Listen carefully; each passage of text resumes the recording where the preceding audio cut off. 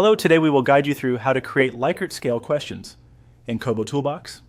To get started, open your form in KoboToolbox and go to the Sample Project Form Editor. This is the workspace where you can build and organize your survey questions. If you are already inside your project, make sure you are on the form editing screen before continuing.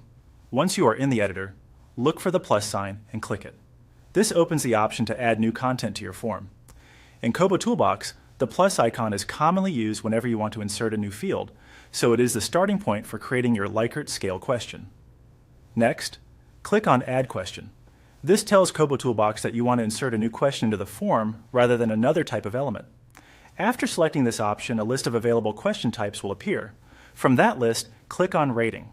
This is the question type that allows you to build a scale-based response, which is useful for Likert-style questions such as measuring agreement, satisfaction, or frequency.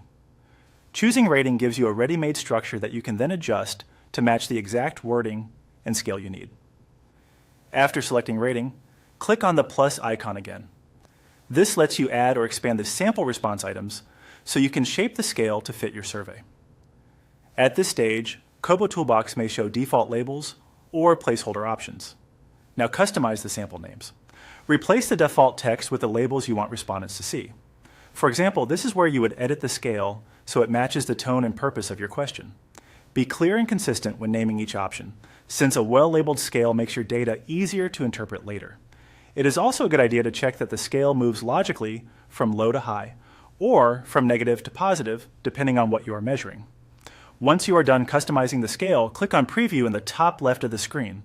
Preview lets you test how the question will appear to respondents before you finalize it. This is an important step because it helps you confirm that the wording is correct, the scale displays properly, and the response options are easy to understand. That's it. You have now created a Likert scale question in KoboToolbox and reviewed it in preview mode.